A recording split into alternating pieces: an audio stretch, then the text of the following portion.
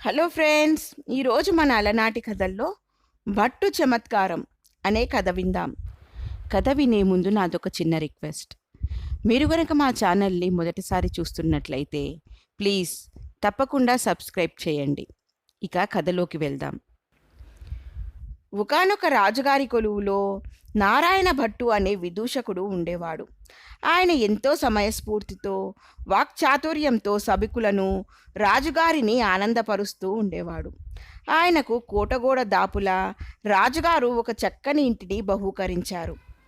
ఆ ఇంట్లో నారాయణ భట్టు ఇరుకు పొరుగుల బాధ లేకుండా చాలా కాలం హాయిగా జీవించాడు. అయితే ఆ మధ్య బాహుబలుడనే మల్లుడు నారాయణ భట్టు ఇంటి పక్కన ఉన్న ఇల్లొకటి కొని అందులోకి ప్రవేశించాడు. దానితో ఆయనకు రాత్రివేళ సరైన నిద్ర అంటూ లేకుండా పోయింది. దీనికి కారణం మల్లుడు పెంచుతున్న కాపలా కుక్క. అది రాత్రివేళ పెద్దగా మొరుగుతూ కర్ణ కఠోరంగా అరుస్తూ నారాయణ భట్టుకు నిద్రాభంగం కలిగించసాగింది. కొద్ది రోజులు ఆ బాధ భరించి నారాయణ భట్టు ఒకనాడు మల్లుడితో సంగతి చెప్పి రాత్రివేళ కుక్క అరవకుండా కట్టుదిట్టం చేయమన్నాడు. ఇందుకు మల్లుడు పెద్దగా నవ్వి, నేను పెంచుతున్నది కాపలా కుక్క. అది దొంగలను ఈ చుట్టుపక్కలకు రాకుండా చేస్తున్నది. ఇందువల్ల నీకు మేలే కదా అన్నాడు. మేలు సంగతి దేవుడెరుగు. నాకు రాత్రిళ్ళు నిద్ర కాదు కదా, కునుకు కూడా పట్టడం లేదు. నీ కుక్క రాత్రివేళ కొత్త వాళ్ళను దొంగలను చూసినప్పుడే మొరిగేలా శిక్షణ ఇవ్వు. అలా చేయకపోయావో దాని నోరు మూయించేందుకు నేను గట్టి ప్రయత్నం చేయబోతున్నాను అన్నాడు నారాయణ భట్టు. ఆ మాటలకు మల్లుడు వెటకారంగా నవ్వి, నేను పెంచుతున్నది మామూలు కాపలా కుక్క అనుకునేవు. అది వేట కుక్క జాతిది. అందుకే దాన్ని రాత్రి పగలు కూడా ఇంటి ముందున్న కొయ్యగుంజకు కట్టేస్తున్నాను. అది మనిషినే కాదు, సింహాన్నైనా సమీపానికి వస్తే పీక పట్టేస్తుంది అంటూ ఇంట్లోకి వెళ్ళిపోయాడు. ఆ తర్వాత నారాయణ భట్టు 4-5 రాత్రులు కుక్కారుపులు భరించి ఇక ఇది పని కాదని కర్ర ఒకటి తీసుకొని రాత్రి అది అరవడం మొదలు పెట్టగానే దాన్ని సమీపించి కర్రతో దాని నడుం మీద గట్టిగా కొట్టాడు.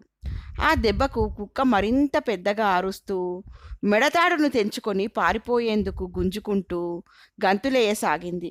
దాని అరుపులకు మల్లుడు తలుపు తెరుచుకుని బయటికి వస్తూనే, ఆహా, ఎన్నాళ్లకు నా కాపలా కుక్క దొంగను పట్టించింది అంటూ నారాయణ భట్టుకేసి ఉరకబోయాడు. ఆగు ఆగు, నేను దొంగను కాదు, నారాయణ భట్టు. నీ కుక్కకు ఎవరిని చూస్తే మొరగాలో, ఎప్పుడు మొరగాలో నేర్పేందుకు ఇప్పుడే నడుం మీద కర్రతో కొట్టాను అన్నాడు భట్టు. అది వింటూనే మల్లుడు ఉగ్రుడైపోతూ, నా పెంపుడు కుక్కను కర్రతో కొట్టడమా, నేను సహించేది లేదు అన్నాడు. నేను నీ కుక్క అరుపులకు నిద్రపట్టక చాలా కాలం సహించాను. ఇప్పుడు నువ్వు సహించక ఏం చేయగలవు అన్నాడు నారాయణ భట్టు. మరొక్కసారి నా కుక్క నడుం మీద కొట్టావో నీ నడుం విరగొడతాను అన్నాడు మల్లుడు పళ్ళు కొరుకుతూ. అలా అయితే దాని తల మీద కొడతాను, చూస్తూ ఊరుకో అన్నాడు నారాయణ భట్టు. ఆ మాటకు మల్లుడు పట్టరాని ఆగ్రహం కొద్దీ కాళ్ళతో నేలను గట్టిగా తాటిస్తూ, దాన్ని తల మీద కొట్టావో నీ తల బద్దలు కొడతాను, కాళ్ళ మీద కొట్టావో నీ కాళ్ళు విరగ్గొడతాను, తెలిసిందా అన్నాడు. ఆ, బాగా తెలిసేట్టు చెప్పావు. ఇక నుండి రాత్రివేళ నీ కుక్క నాకు నిద్రాభంగం కలిగించిందో వెంటనే దాని జల్లితోక నజ్జు నజ్జేయేలా కొడుతూ ఉంటాను అంటూ నారాయణ భట్టు అక్కడి నుండి కదిలాడు.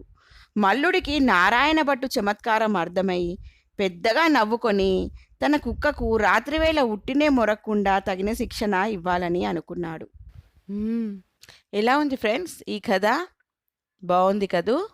నచ్చిందా? అయితే లైక్ చేయండి. మీ ఫ్రెండ్స్కి, బంధువులకి ఈ కథలను షేర్ చేయండి. మరిన్ని మంచి మంచి కథల కోసం మా ఛానల్ని తప్పకుండా సబ్స్క్రైబ్ చేయండి.